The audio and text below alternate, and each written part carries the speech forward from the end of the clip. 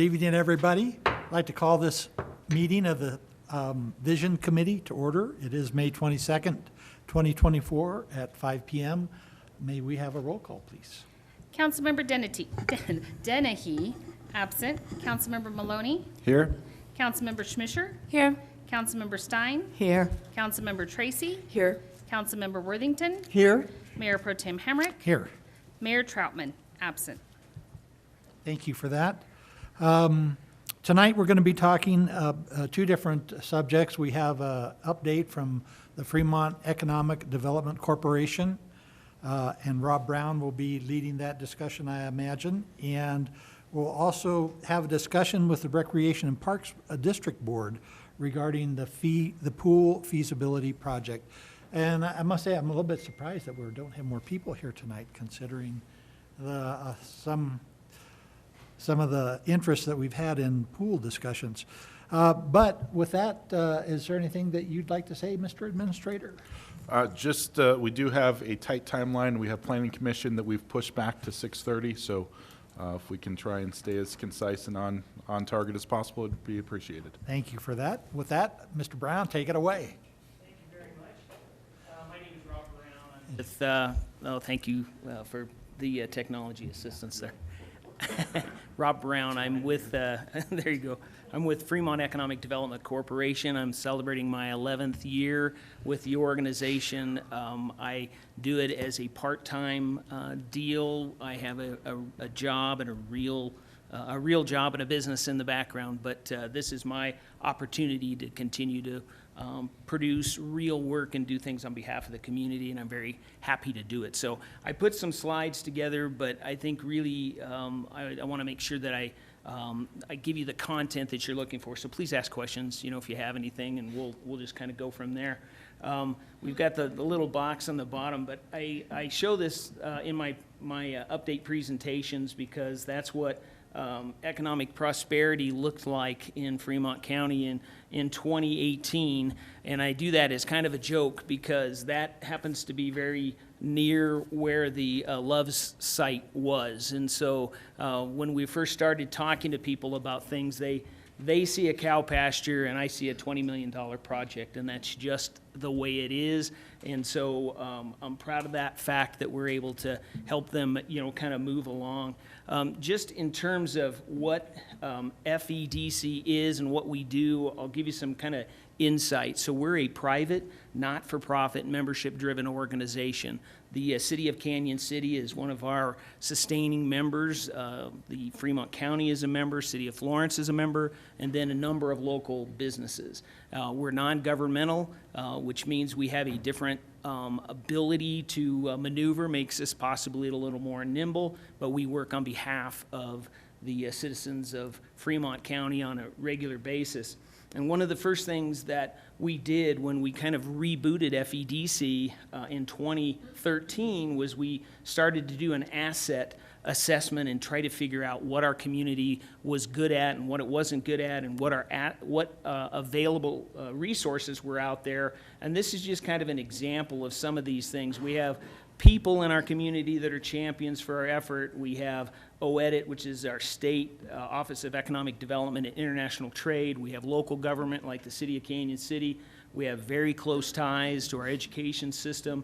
And then we have what are referred to as the sectors, and the sectors are part of the governor's blueprint strategy, and that includes things like tourism and manufacturing and things that, job creation-based sectors that are all over the state, and we have close alignment with them as well.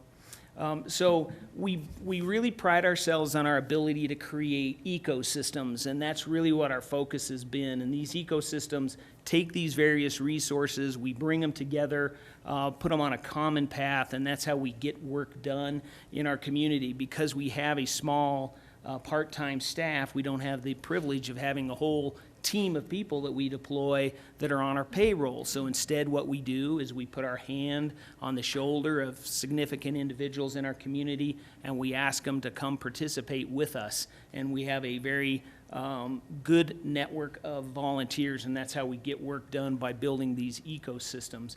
So I threw some faces out there that you undoubtedly recognize, but these are people in the community that we've been able to bring into the fold, and they participate entirely as volunteers and for the purpose of getting our work done, and that's how we've been able to get work accomplished over the last decade or so.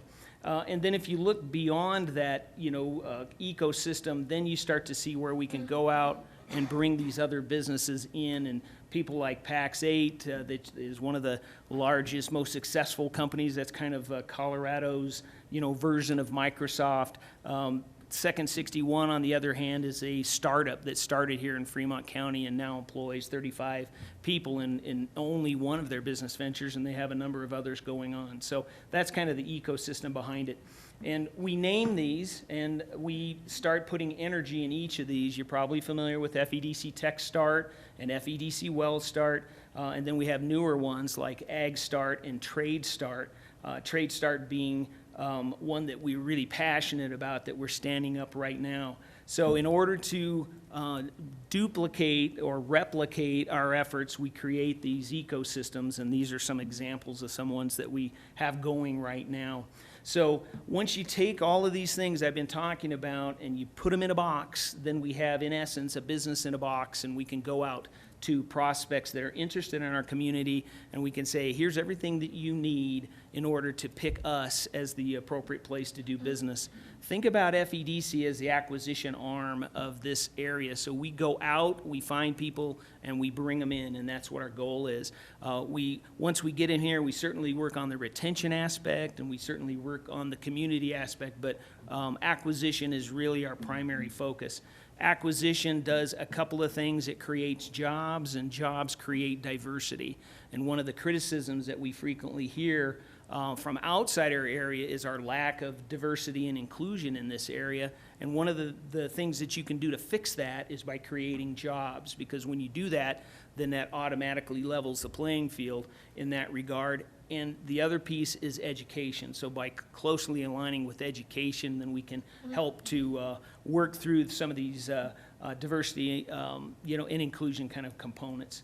So I threw out this is historical stuff, just because some of you may not have heard one of my presentations back before, but these are some things that we've done over the course of the last 4 or 5 years. We're Colorado's second official technology sector.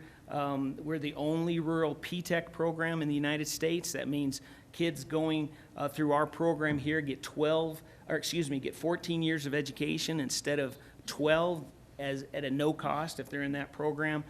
We certainly have the opportunity to be close to the I-25 corridor, but don't have the negative aspects of that, like the traffic and so forth. Even with the fast rise in real estate costs and so forth, we're still approximately 35% lower cost of living here than we are anywhere else in the state, especially the more metro areas. We have this unique cyber-ready workforce because of some of the programs that we've been working on. You guys all know about what the city of Canyon City and others have done in the area about high-speed fiber. We've got this transformational outdoor lifestyle. But the number 8 is kind of where I want to really focus here. We have this robust startup ecosystem with tech, wellness, agriculture, and construction trades. And we had a meeting in earlier this year where we brought in investors from all around the state and the country, for that matter, to see how we're doing things, and actually we're getting notoriety on a state and national level for some of the programs that we have here. And then finally, we talk about Emergent and our incubator and co-working over there. And then we've got this economic homesteading culture. And economic homesteading, if you think about that, that's when people homesteaded in the 1850s and they started to move out to Colorado, including my family homesteaded in Elbert County, Colorado, in the 1860s. They had a promise of nothing more than a piece of land and an opportunity. And that homesteader had to bring all of the resource and the capabilities with them.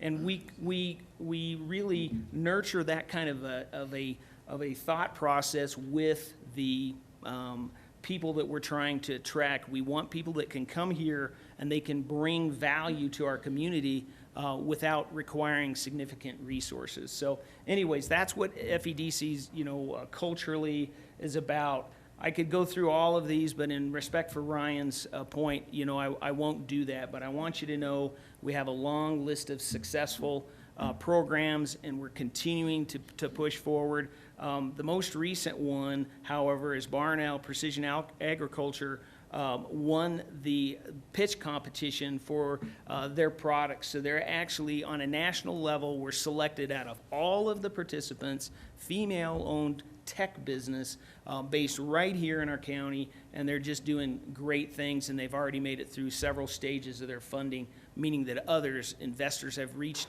out to them and are providing money for them to not just make great products, but actually push, jobs forward. So anyways, it's kind of a special little piece of this whole thing. This is one that I think is interesting to the city of Canyon City because we announced our first 200, and we've actually created 200 net new jobs in our area in the technology sectors.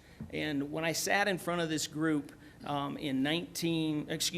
not that far ago, in 2013, I talked about the fact that we competed for a tech-based project that ended up going to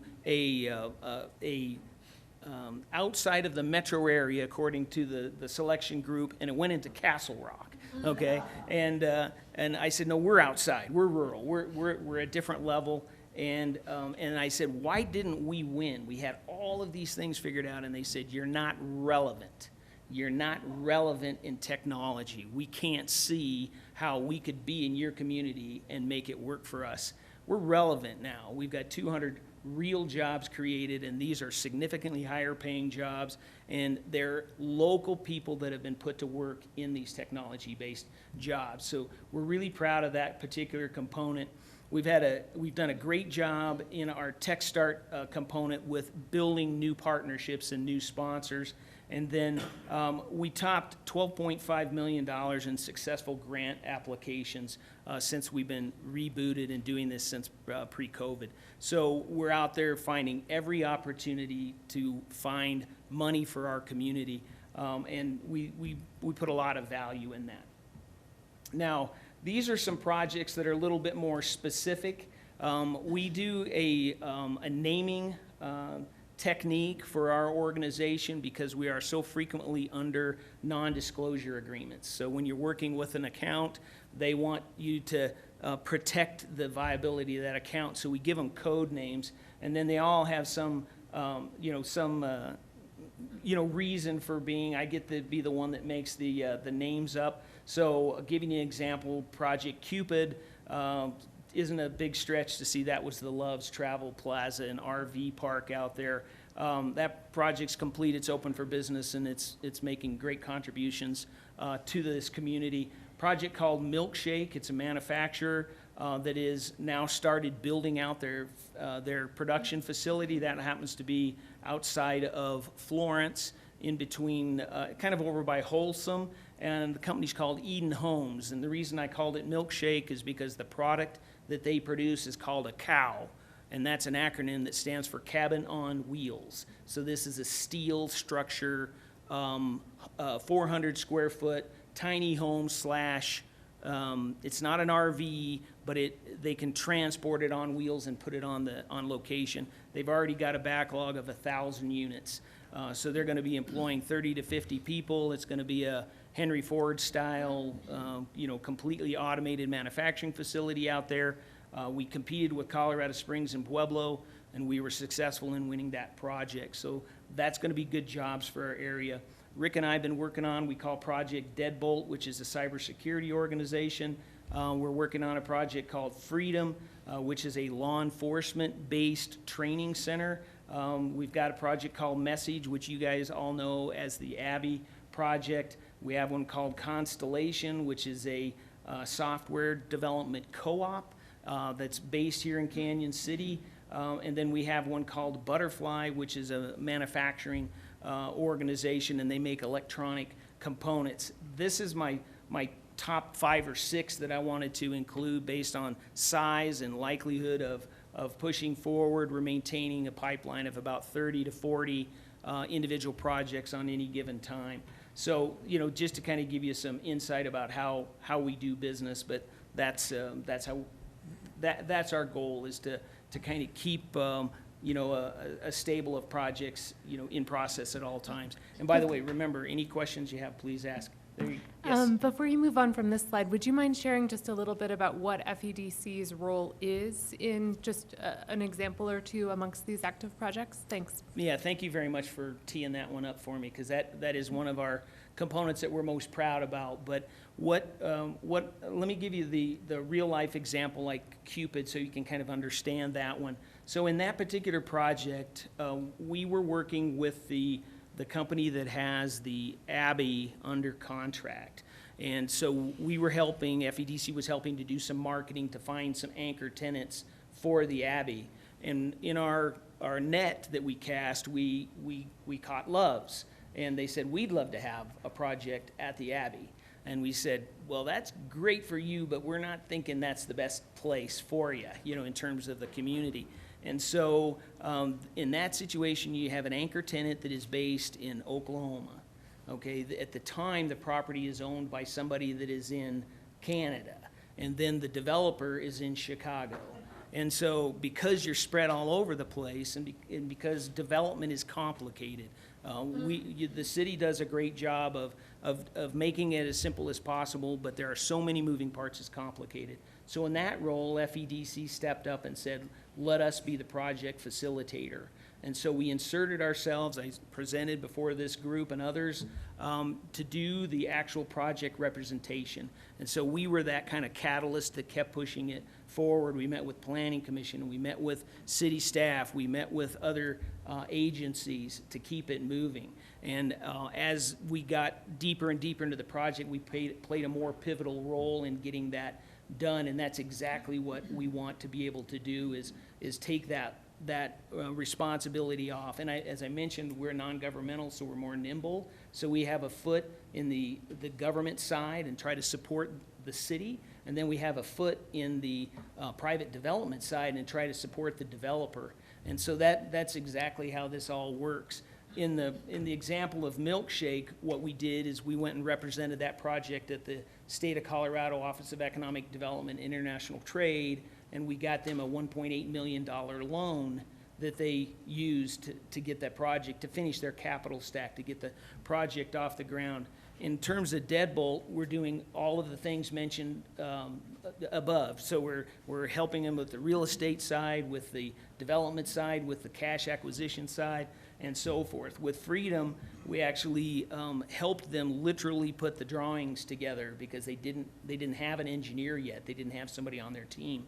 So that's the kind of stuff that we do. So we like to think of ourselves as the lubrication, right? So we're what keeps the project moving along and keeping everything in that kind of a sense of the word. So anyways, we can touch on other components of this. But other questions before I go on?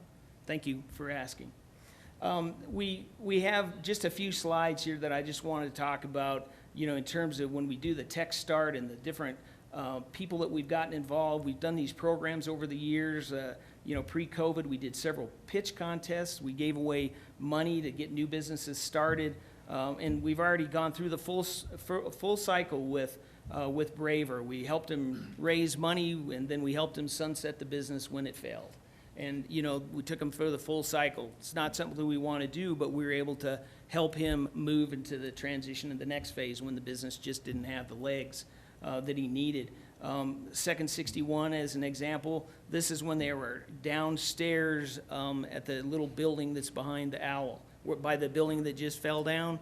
This is in the basement there. Now they have an entire floor, you know, out there at the Emergent Campus in Florence, and they're hiring people. And these are cybersecurity. They do cybersecurity work for the federal government. If you're a soldier in the field and you have a failure of your tech and you need help, that's who you're talking to when you call in for tech support, right there in Fremont County. So anyways, we have a lot of these great examples. Here's one that's coming up, and I apologize for the all the stuff over top of it. But we have this ongoing thing with the trades, and we get all this feedback all the time, and the trades say, oh, I don't think the city understands this, or I don't think the county understands this.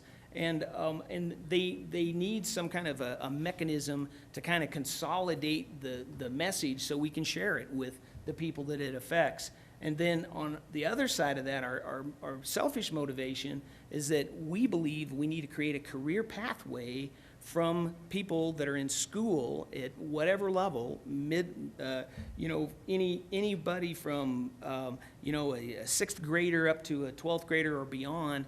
We want to help put them on a career path into the trades if they don't already have something that they want to do. And so in this particular situation, we're just having a little mixer, like a networking event. It's at the bank. At 6:30 at night, they're going to give us a tour of the vault and give out free samples. Just kidding, Scott. Not really going to happen. But anyways, we're going to give everybody a chance to kind of start talking about it. In a number of years ago, we had a Wednesday morning meeting with all the contractors, and they came in, and we were able to help them and the building department and so forth start, an open line of communication.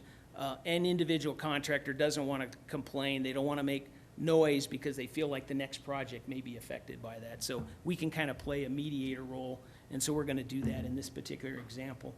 And then these are just some people in the community that have, there's one that's actually gone, but this is just some examples. And again, our dedication to the intern program, we got 90 businesses that are taking interns from the high school. That's a direct connection to economic development.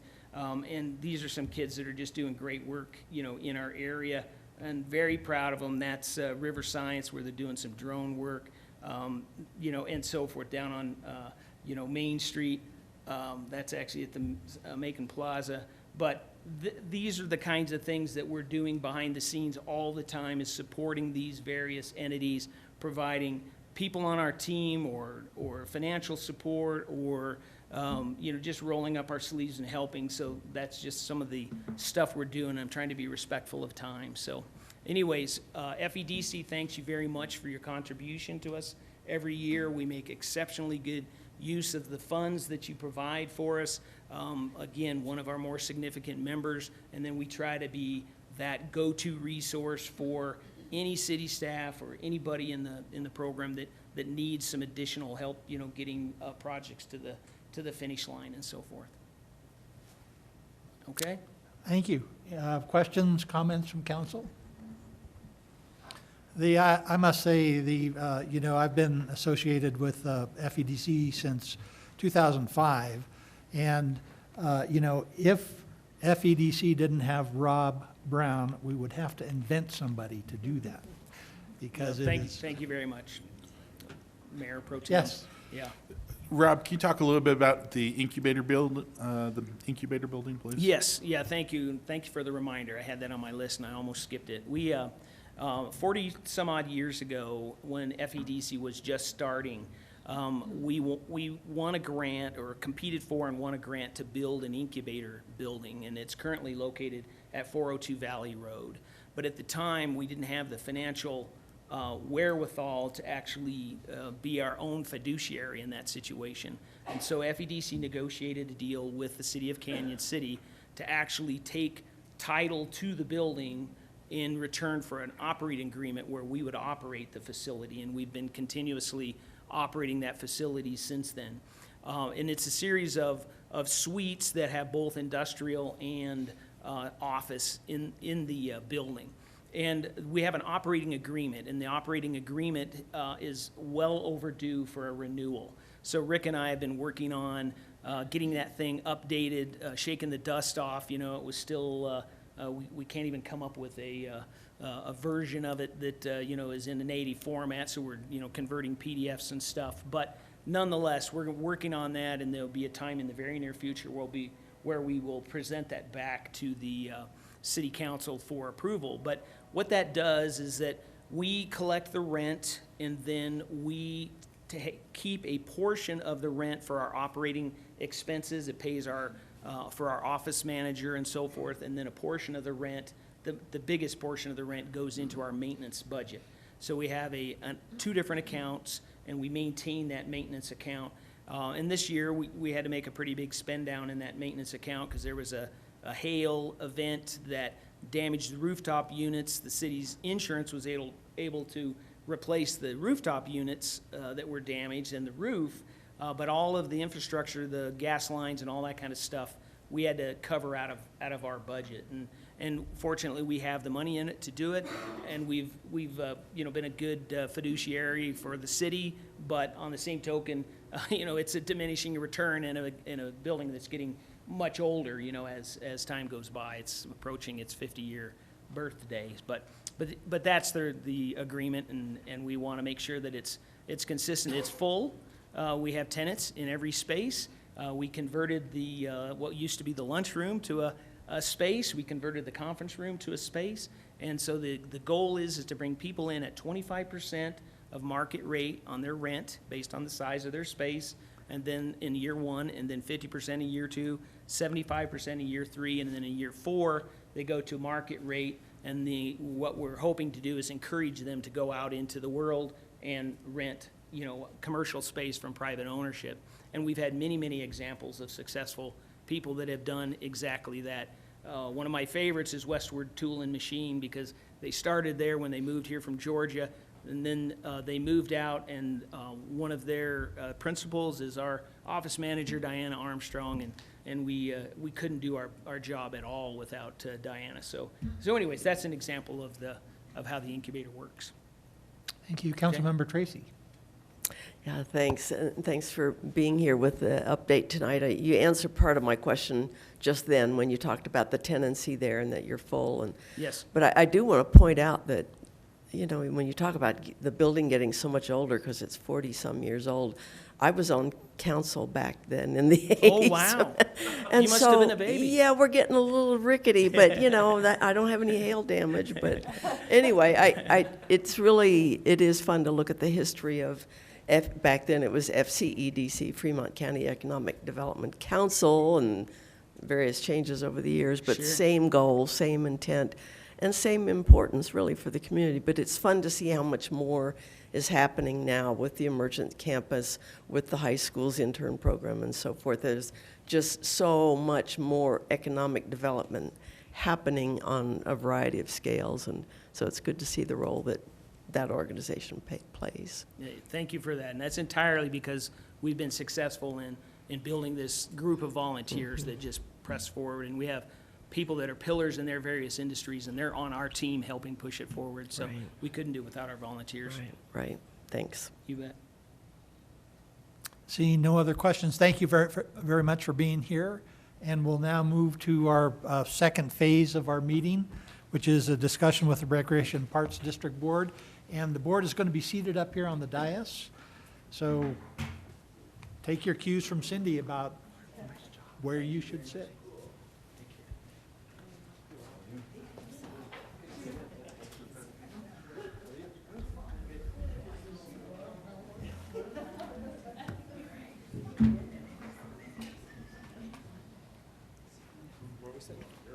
You're up there.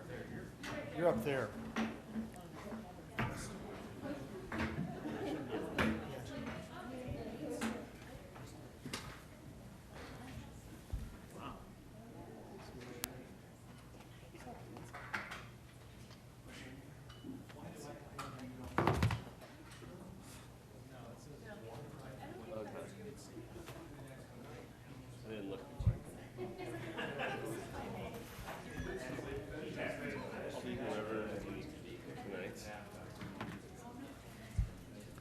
Evening.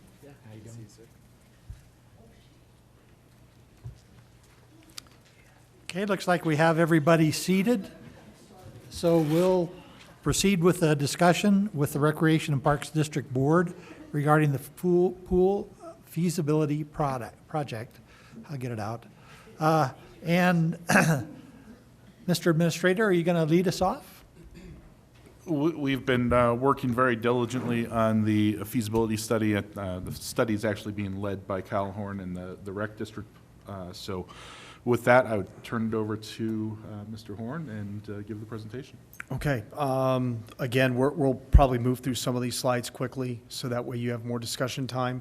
But the Recreation District, we do get asked, are you essential, is the Recreation District essential service? They look at essential services just through one prism. But the reality is with recreation, it provides a significant quality of life in any community. It's something that can be used 365 days a year through parks, trails, open spaces, had a pool, and then, of course, through programs. But it affects mental health, physical health. So absolutely, recreation is essential. And if you look at thriving communities in Colorado, they all have one thing in common. They invest in recreation on a regular basis.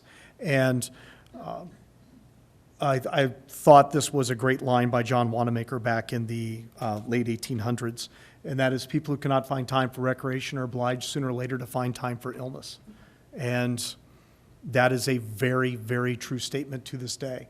On the pool, just some highlights. I know that all of you know this, but we opened in 1966. The lifespan was 25 to 30 years. And thanks to quality work by the Recreation District, it lasted for 57 years. So that is a lot of people that came before myself and the current staff and the current board that made sure that this pool continued to move along. There are pools that are significantly younger than ours that are already closed. 57 years is a great job by the staff. And multiple engineers have looked at it and evaluated it. They've all come up to the same conclusion. It has outlived its useful life, and there is no existing fund to replace the pool. The cost to replace will range between 13 and 15 million if you're looking at an outdoor option. I'm just going to be honest with you. We put the 13 to 15 million to let you know that there's a window. I'm telling you where the window is right now. It's 15 and up, most likely. Just want to make sure that you are aware of that. The estimated cost is for the total project. So that's demo, design, site prep, everything. That is from the beginning to the end. And we need to design it to serve around 30,000 people and last for 50 plus years. And I think our track record has always proven we can get it over 50 years. And pools are no longer constructed like they were. The old L shape of the 60s is no longer done anymore. Why? Technology has changed. And you can see that there are plenty of features on here, such as zero entry and play features. And zero entry now is becoming almost mandatory as far as a recreational pool for kids to swim in for ADA requirements. So you don't really even get a choice anymore. So we are going to have to meet a lot of needs within a new facility. When you look at the first round of surveys that were done, we're going to share some of the slides. Of the surveys, there were over 1,700 people that participated in surveys. 92% were in favor of a pool. Okay? Now, we're going to dive into that a little bit more detail in a moment. But for recreational pools, and the recreational pool, no surprise, was the most popular choice. First, outdoor and indoor, they're very close together, and then an indoor aquatics lap pool came in at number 3rd, and a distant 4th was the outdoor lap pool. For aquatic programming, recreational number 1, again, that is not a surprise. That will be that way just about in any community in the United States. Swimming lessons were up there high, as well as lap swimming. CDC, by the way, just came out with a report. Drownings in the nation are up over the last decade significantly. And part of it is because older pools are having to close because they've outlived their useful life, and it's getting harder and harder to find some swim lessons. And that is the case right now in our community. As far as tax initiatives go, tax was the least favored way of funding a pool. Again, no surprise.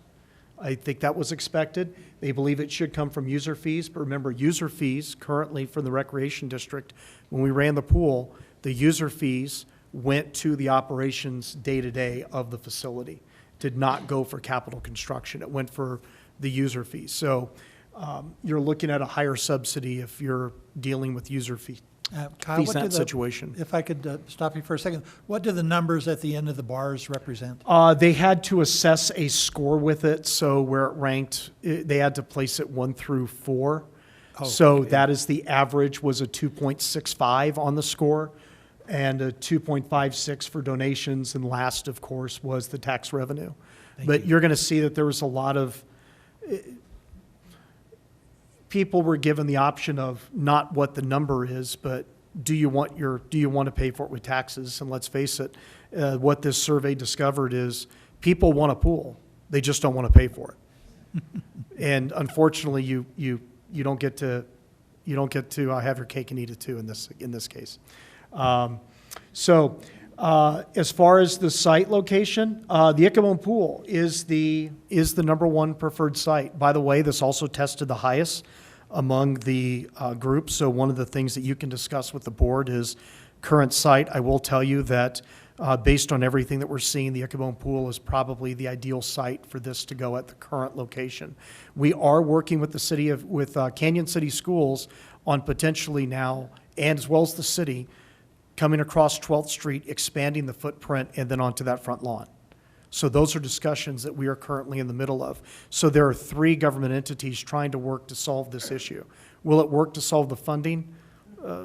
Potentially, but not. It won't cover everything. But we're trying to work to solve the issue. So I want to be clear what this pie chart means. If you look at this, you're going to see a pie chart and say, well, 40% were negative. And so why would we move forward with going for a pool? Keep in mind, this was feedback sentiment from an open-ended question within the survey. So there were over 1,700 surveys done. 6% of the respondents took the time to write out a response. So 94% of the people skipped over it.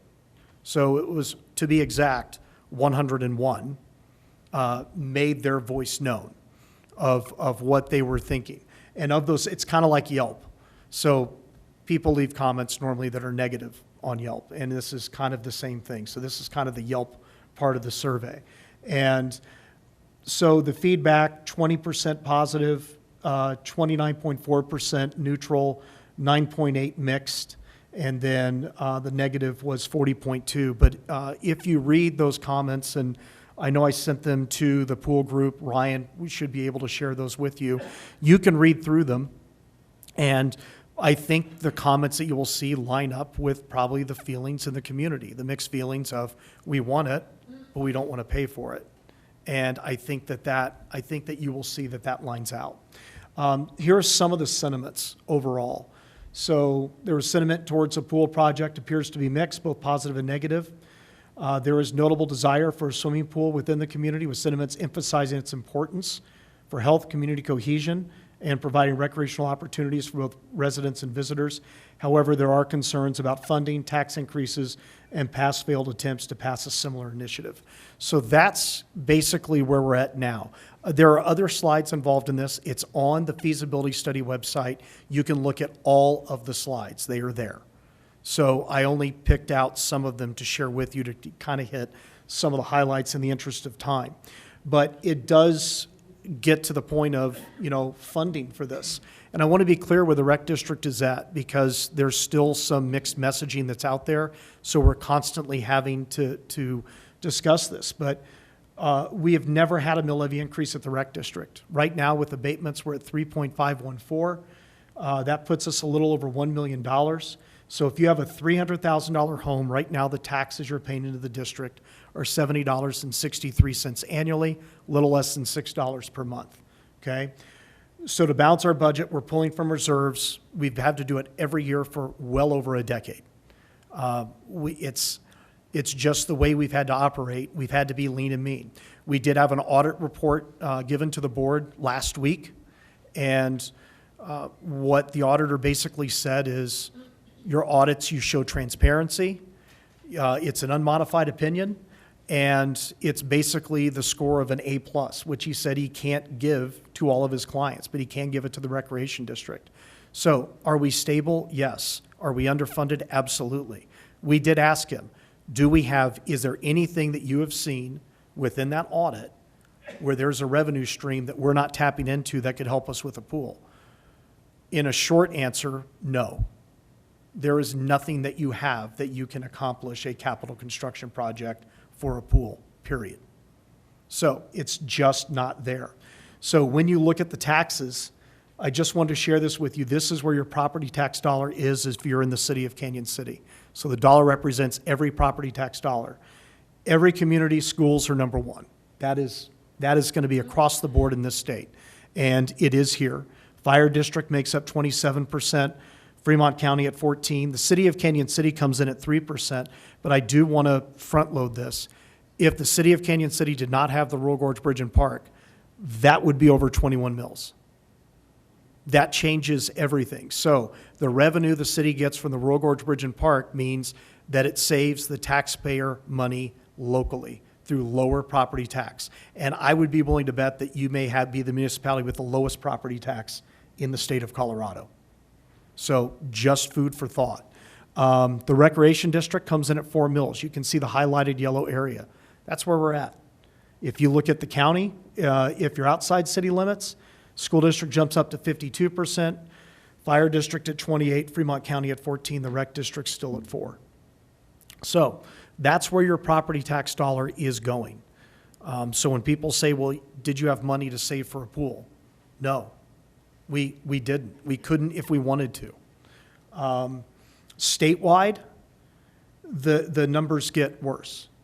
So these are recreation districts. These are 8 of the 9 lowest funded recreation districts in the state. The only one not listed is Penrose, and they are the lowest. We are the second lowest at $39.78 per capita. Then it jumps up to Elizabeth at 61.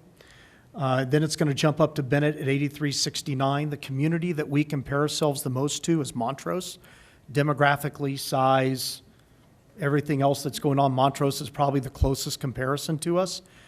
They're at nearly $110 per capita.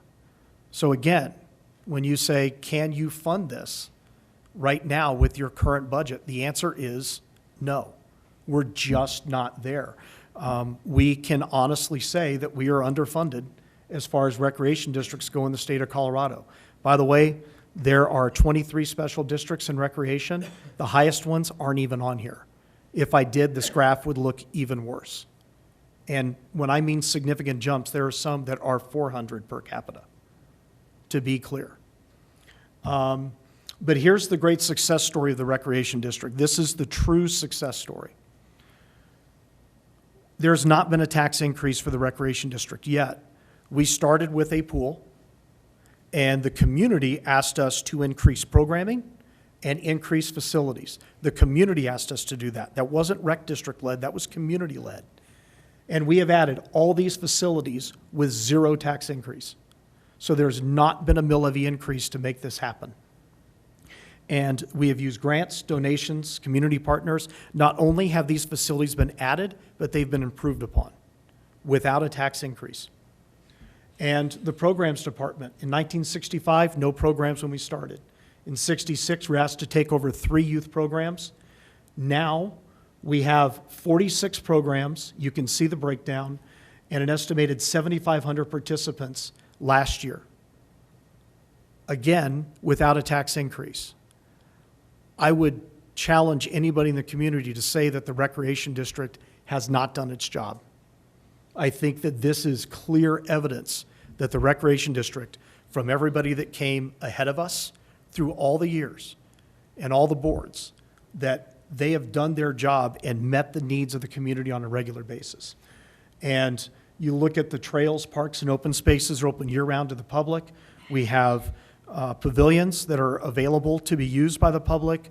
Canyon City High School and Canyon City Schools uses our facilities. We have had a regular busload of kids dropped off at Rouse Park all week long to celebrate the end of the school year. So it is busy. Yes, that does have an impact on our staff, but we're happy to do it.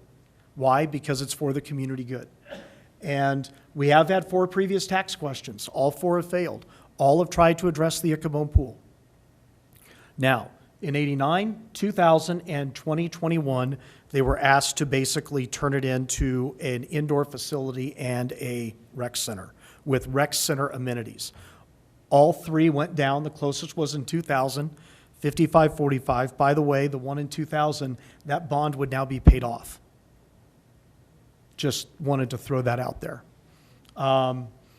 In 2006, it was not just the pool, but it was also Pathfinder Park, and that one went down. That was actually the largest defeat, 75-25. So that's where we've been. This is a different discussion. This is about replacing the pool and the pool alone, not adding another park, not adding a rec center. This is only about a pool. That's it. So that is where things have changed. And the one thing that you can look on this and take away from the recreation district has been focused on moving the district forward and moving the community forward in recreation without a tax increase. What we are saying is if we want to replace the pool, a tax increase will most likely have to happen because there's no granting agency coming to save us. This is on us as a community. 99.7% of the projects that Councilman Hunsaker works on are one of our current consultants. 99.7 of the pools that they have done have come through taxes. Only 3.3% of them, but only 3 total pools have come through private donations. That's where we're at. So those are kind of the harsh realities. And that's what I have to say. And there are things that we have to do to move forward. There's a current survey going on. The feasibility study is continuing. The next public meeting is going to be on June 25th at the high school at 5:30. We will encourage people to go to the auditorium at the high school and see what's going on. But the idea is let the community finish weighing in on all the surveys, develop a plan, develop a price tag, and then look to go to the voters in November. At least that is the idea at this point. At the end of the day, that is going to be for City Council and the Recreation District Board of Directors to decide how that happens moving forward. Is that November of this year or November of next year? November of this year. And the numbers that you showed of the people, the voters, pro and con, what was the turnout in those elections? What pool of voters were you working with? Like, for instance, I think when the rec center went down, that was the last time I ran, I think. And it might have been a 20% voter turnout? No, it wasn't 20. It was above that, but it was under 50%. Right. Sorry, the closest one was the one in 2000, and that would have been a presidential election year, so that would have been the highest turnout. And I think that was a very high turnout year, if I remember correctly. Right, So so, that's yeah. why this November is so critical, is because we generally do better in higher turnout years on something like this. Right, so that would, so the focus, the people who are in favor of it, I don't know if there was some way to reach out to them to make sure that they vote. Just personally ask them, whether it's a postcard or whatever, So to vote. So to give credit to the Citizens Group, Citizens for a Pool formed thanks to, in large part, Randy Escabel, and she is working on getting that together and trying to get people out to vote and get involved in this. And she's independent. She has, her only dog in the fight is that she's a local. She's from here. She graduated from school in our community. And she wants to see a pool in this community for her family and future families. That's her motivation. That's it. And so what she has to gain is the fact that she can get this community a pool, and she's doing that. So there's a citizens group forming to do that. Our job is to try to get the factual information out and then let the citizens kind of take it from there. This effort from start to finish has been grassroots led, primarily by Citizens for a Pool.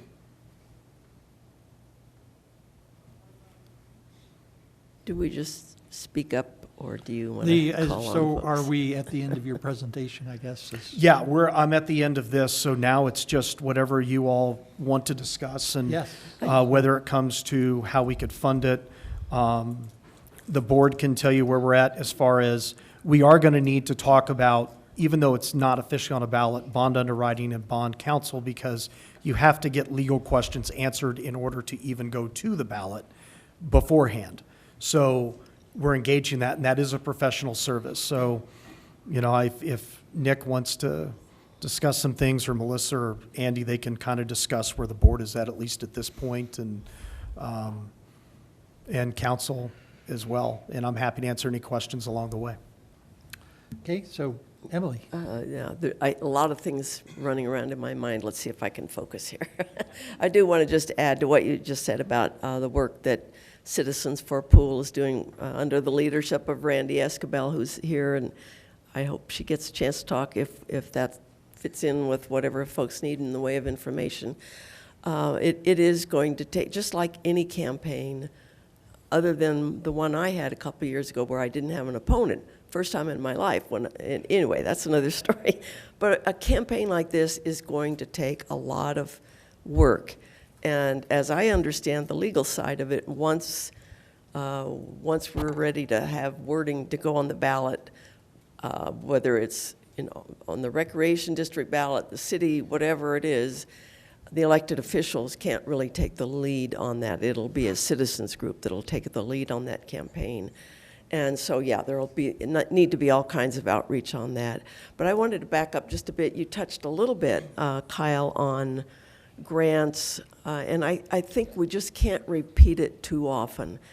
People assume, for example, Great Outdoors Colorado would be a source of grants for a new swimming pool, or they might assume there's other kinds of state and federal grants. And I just think we can't repeat too often that just really, surprisingly to some of us, is not a source of funding. That is correct. So they recently gave funding to Mountain Rec for the replacement of the Eagle Pool. That is a $15 million project. They gave $500,000. That's 3%. That was for a slide, just so you're aware. But 250 they gave to Rifle. They have given funding to Eads and Haxton, but those are smaller communities and a much smaller pool project. And they have done Walsenburg. So that I know of in the last 25 years, those are the 5 that they've done. But when you say done, they didn't do the pool. No, that they've just They paid given for little some money to. pieces of it, the slide. There are chunks here and there. Rifle and Eagle were the exact same. They paid for the slide. So that's what they provided funds for. But just so you're aware, GOCO knows that we have lost 4 elections. We're not getting funded with anything unless we can pass a yes vote. I'm just speaking bluntly. And I know you have your own counsel on, or he was, I'm assuming he's still up there. But it's my position, and I would expect Corey to tell me if he thinks differently, individual council members and board members are free to campaign as much and however they want on ballot issues, even if it's something that's been proposed by the city or by the rec district. It's just that the city council and the rec district boards, council as a whole, can't do that and can't be involved in that and can't spend government funds on that. But you all as elected officials, I would certainly, I'm sure everybody on Citizens for a Pool would welcome your involvement individually. Mm-hmm. And just one other question I think of right now, if that's okay, and that is just how much more can we say right now about the discussions that we've had, the rec district and city particularly, about what funding role the rec district would have if this goes to a ballot, and we have a proposal to go to the ballot, what would happen on the city side, or what's been talked about. Because I think it's important to recognize that one of the struggles has been that this has been the rec district with relatively low funding trying to carry this in the past and trying to carry it. And the city really wants to have a stronger partnership this time around. So if you can touch on what some of that funding discussion has been on both parts, that would be good. Well, the great thing is once the pool was announced closed, which was literally a year ago, when we closed the pool, the city immediately reached out, and Ryan did, and says, well, are there some options? And is there a potential, and there are examples. So for example, Montrose, to build their rec center, did a sales tax, property tax option. The city carried a sales tax for them. And Ryan and I immediately had those discussions, because one of the discussions, then you can't put it all on the backs of the property owners, but you don't want to increase sales tax too much. So what if we found a way to partner to make it a small property tax increase and a small sales tax increase? So that way you're hitting the property owners as minimally as possible, but you're also impacting revenue from tourists, folks from out of town, people that may not live within the city but shop in the city. It gives us a chance to capture more revenue. So that was the discussion. But last time I remember, we've had these discussions in open meetings before. So feel free to fire away. The proposal that was up was a 0.25 sales tax and a property tax somewhere 2.5 to 3 mils increase, which would be essentially about, if you have a $300,000 home, an extra $50 on your property tax per year. In other words, $420 a month. So a quarter-cent sales tax from the city would generate about $1.25 million a year. That's roughly about what we would need in order to do about a $15 million project. So it would be, of course, it's up to city council to determine if you want to levy sales tax and put that on the ballots for the purpose of passing it through to the rec district for a capital project.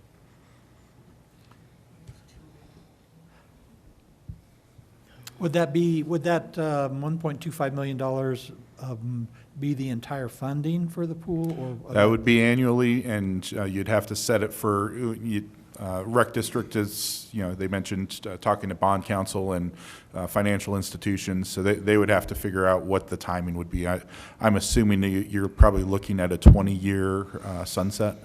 I wasn't precise with my question. My question is, does a $1.25 million fully fund the pool? The capital construction of the pool. Capital construction. It does fully funds the capital construction, not the operational side. If you're Correct. looking at the lower end, if you're lower looking end. at the lower end option, so that would be a seasonal outdoor pool. Mhm. And then the 2 to 3 mils would be the uptick for the rec district for the ongoing operating costs? Operating cost of what we currently do as well as a pool. The rec district has been in need of going for a mill levy increase for 20 years, to be fair. What we have tried to do is match it with a capital construction, because the sentiment has been, if you do a mill levy increase, you're not going to get a second shot at a capital project. So we're trying to do both at once. But this is out of all of the mill levy increase, this is the smallest proposed mill levy increase of the previous 4. Kyle, could you share with us the board's current thinking on potential ballot timing? So As in other far words, if this goes to ballot, when are you thinking that it would go to ballot? So if it goes to ballot, the idea is that it's on the November election. This year? This year.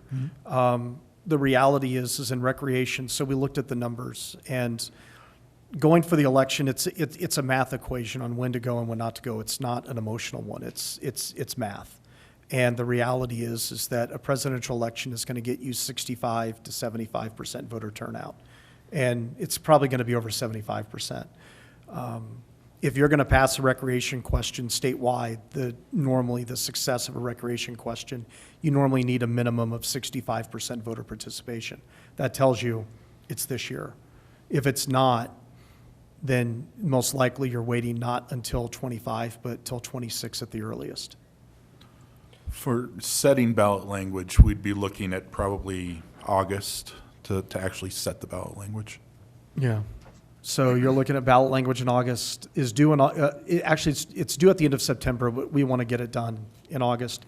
We have to notify by July 25th, we have to notify the county clerk if we have an intent to be on the ballot. That doesn't say we are definitely going to be on the ballot, just means that it's a placeholder, and then we have to submit language. If we decide to pull back over the next month, then we can always withdraw that intent.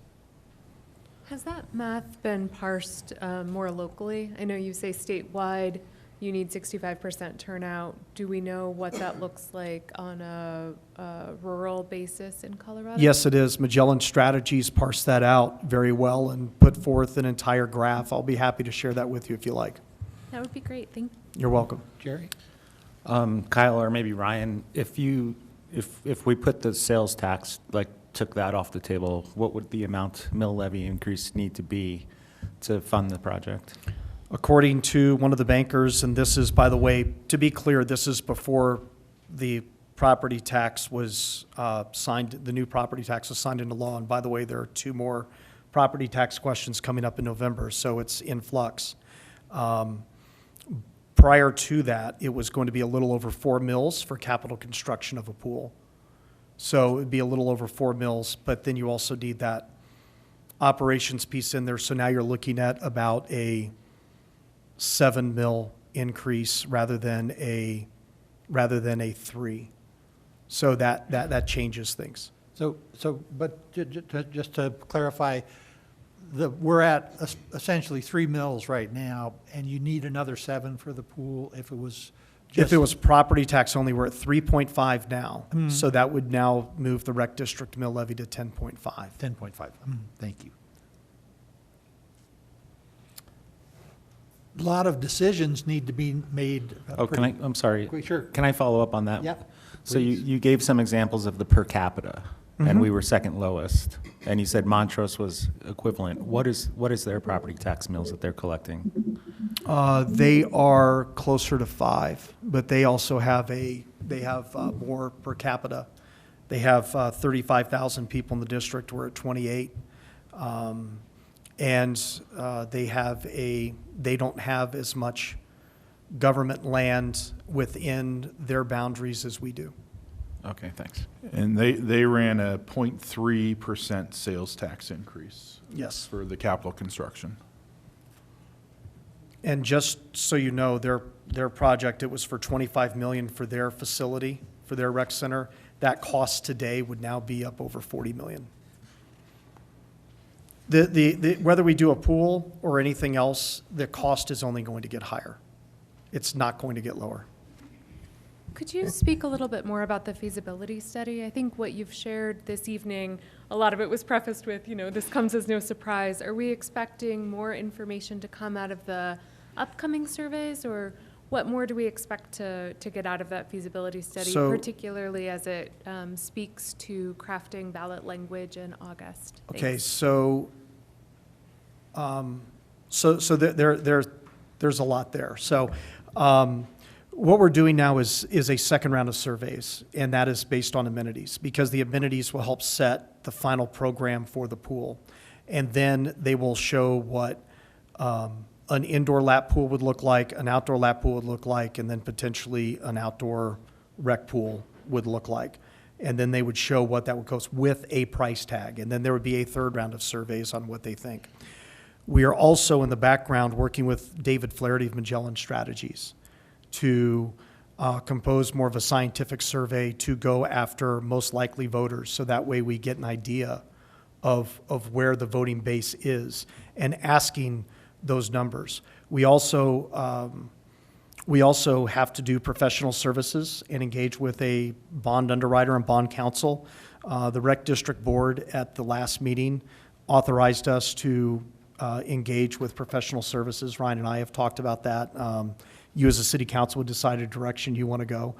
We didn't go out to RFP. We focused on professional services. The reality is we have excellent companies with excellent references that we can go to. And one that our attorney has weighed in on, and I know that Ryan and Corey have talked, but I'll let Ryan go to that. But there are a lot of steps that have to be taken still in a short amount of time to get there. We have enough time to do it, but you're looking essentially now at online surveys that people can participate, a scientific survey where people are going to be basically selected at random, but based on age, party affiliation, gender, everything else, to try to get a view of the electorate based on percentages of age groups, everything else. So it's very scientific. And that's going to be done by Magellan Strategies, and then those results will all be given to you. You will have more results coming in June, July, and August. So that way you can make informed decisions. But ballot language need to be due in August. I don't know I don't know your last meeting, August 19th, was Yeah, it? I think the last meeting in August is August 19th. Yeah, and ours will be August, I think, 11th. We may have to have a special meeting as well on ballot language, but that's going to be something that city council is going to have to decide if they want to carry. But the rec board is happy to speak with you about their positions on partnerships and things along those lines. Because at the end of the day, Ryan and I can make a recommendation all day long, but it's up to you guys to decide. Yes, sure. I wish that Rob Brown and Rick were still here, because I like the combination of talking about economic development and a community pool. Because if the economic developers were still here, I think that they would emphasize the fact that when people are looking at to bring in a company and things that way, that a pool and recreation is an important part of making this a true community. And I think people forget that sometimes, as far as realizing, and whether you're looking at a combination of sales tax and property tax, which I think, from my limited knowledge and intelligence probably, I would say makes sense. And so I really think that this is an important thing, that people forget that we're all in this together, and I think it's important to look at this as economic development and community perspective. So one of the things that you brought up is economic development. I can tell you in speaking with folks, you're looking at bringing in teachers, nurses, doctors, other professionals into a community. That's great, and we do have a retirement community, and I understand that we have a large retirement community, and there are people on fixed incomes. I completely get that and respect it. However, if those retirees are expecting to get services, we are going to need people to fill those services. And if those families are choosing to go to another community, then that is an issue. I do know that a local realtor, who is not here, but a local realtor yesterday at a meeting said point blank with the Chamber of Commerce meeting that she has put 4 houses on the market because one of the reasons was we didn't have a pool, and they were looking to move their families out of town to communities that can provide their families the amenities that they're looking for. That is real. Yeah. I'm still in economic development at heart, so I'll answer that question too. Rob Brown was just talking about economic homesteading, and we had a family that I'm aware of that was here. They brought their jobs with them. After the rec district or the rec center proposal didn't pass, they made the decision, just as Kyle mentioned, they made the decision to leave. They could take their job with them, and they did. And those are the opportunities that we're losing. The average age of Fremont County is about 8 years older than the rest of the states. In order to attract younger families and younger workforce to the area, you need amenities like a community pool. And it's a key component for economic development and attracting workforce to the community.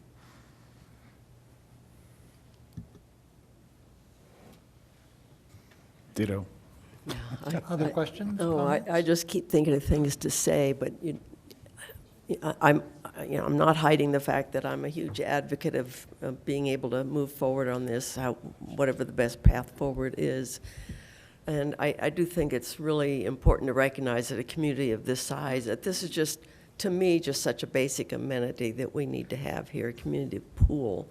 And it's not just for the kids, it's for people of all ages, it's for water aerobics, it's for water therapy. I think we were told not long ago that and I didn't even realize there was a therapeutic pool of some kind associated with the hospital, but that closed sometime fairly recently. So we're really looking, people shouldn't just think this is for only one part of the population. Yes, it's for families yes, it's for all of us. And so we just, those of us who really believe in it are just advocating that we have to find a way to do this.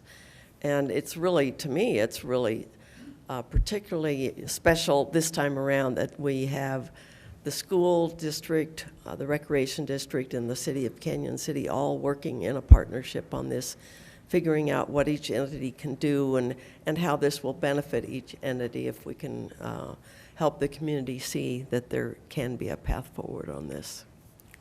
So I'll ask a question then. Where do you all stand on the issue of some sort of tax partnership like this? I mean, that's one of the reasons we're here to discuss that, and as well as anything else on it. But I think that is the big elephant in the room. I would start by, now, when you say sales tax increase, that's like the worst thing you can say around here, right? We've all seen that. Mill levies, you guys haven't had a mill levy increase since 1966, is that right? We're at the original mill levy set in 65. 65, okay. So I think that's a stronger argument. So if it could be weighted more towards property taxes and less towards the sales tax, I'm 100% behind this. And I think you should go for the bigger version of this, but that's just my opinion. But just my thoughts on sales tax. It's gonna have to be a really strong campaign to get this community to approve more sales tax. That's just how I feel about it. Not personally, but that's what I've seen. More mill levy, less sales tax. I know Randy just stepped up to the podium, but I think that was a contributing factor as to why, at least part of the reason the rec center failed was that there was too much emphasis on mill levy, and I think that was some of the feedback that we received after that initiative. And Kyle, you can correct me if I'm wrong there. You are correct. Randy, would you like to join our conversation here? Sure, thank you. I was told to just come up here, so I did. So thank you. For me, a lot from what I'm hearing from citizens is they are really glad that the city is taking part and looking at helping and spreading it across the board, and that it not just laying on property taxes. That has been the main thing that I've heard. Of course, I hear the negative side of it. No, we don't want our taxes increased whatsoever, but when I have talked to people about it, when they've asked me no with property taxes, and I say, well, there is talks with the city on possibly a sales tax, they're like, okay, that seems a lot better, to where it's spread out more, is what I hear from a lot of the citizens that I've spoken to, kind of just to go off of that. Yes. I'm probably on the other side of that discussion, Jerry, and the fact that I think everybody for the last couple of years, all we've heard about is what our property taxes have been doing. The cost, the value of our homes, yeah, they're going up, but that's great if you're the one selling it. But if the rest of us are staying here, I think I'd rather pay a 0.25% increase in my sales tax, because I'm also going to get those hundreds and thousands of tourists that are coming to our town to spend the money and help pay for our amenities and for what helps us become the community that we are. So I agree with a balanced effort towards it, because I think that, yes, the rec district definitely deserves an increase in mill levy, but I also think the minute you start trying to sell that on property tax, you're really going to hit a brick wall. Please keep in mind on property tax, so property tax can get very complicated, especially when you bring up the assessment rates for how commercial is assessed, how residential assessment is assessed. So even if your property values go up, there are mechanisms in place that have occurred. One being Gallagher, which I know was repealed, but it was in place. You have Tabor, which then meant if once it ratchet down, it can't go back up without a vote of the people. So even if your assessed property value went up by 30%, odds are your property tax did not jump by that same amount, because there are mechanisms in place. Right now, there's a first $50,000 exempt, and the assessment rate has been lowered residentially. The commercial has been lowered as well.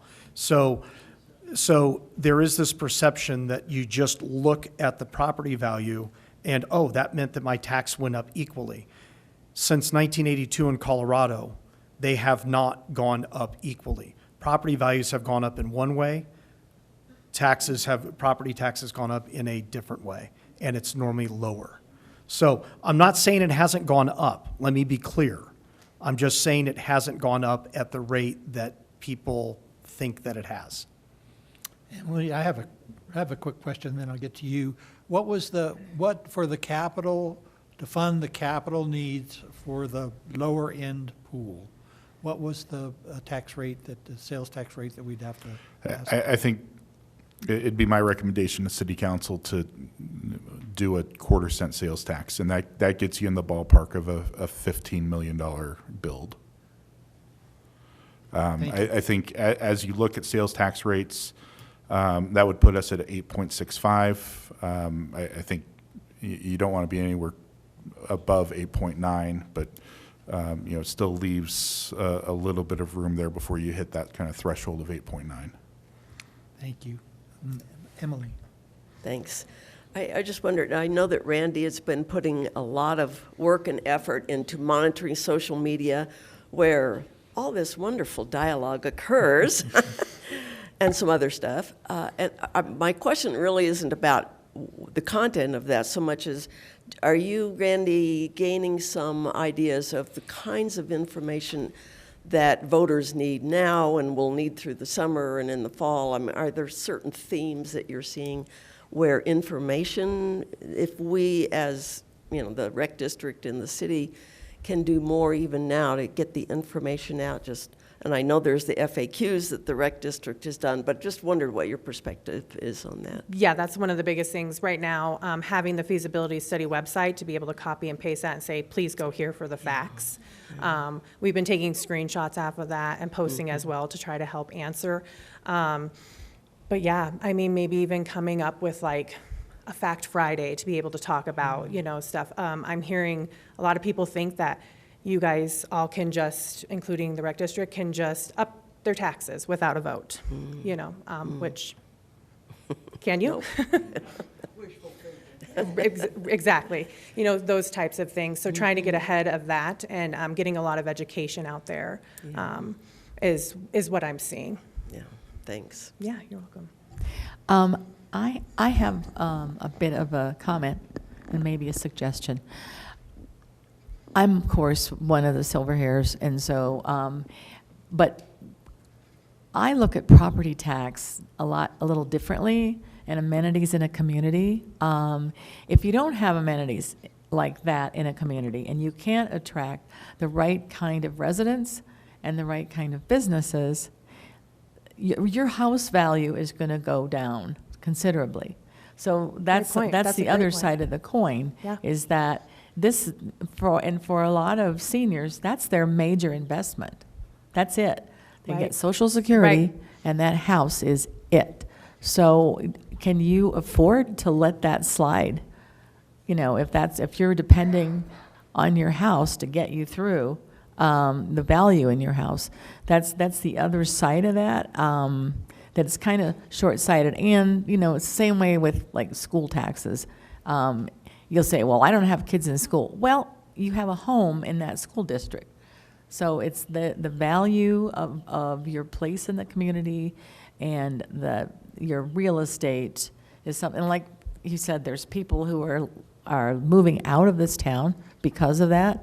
That does not help the value of homes either. And I can speak on that too, because I had a family who was part of the swim team that they had talked to me, and they moved away because Pueblo just wasn't an option for them to be able to. So they actually moved away here recently because of losing the pool and stuff. So, I have had people tell me that as well. So I had a doctor's appointment, and I had two people who were not my doctor come up to me and talk to me about how important it is to have it, because for their elderly patients, for therapy, water aerobics is low impact, easy on the knees. So a lot of great benefits for everyone. It's not just for kids, it's for the entire community.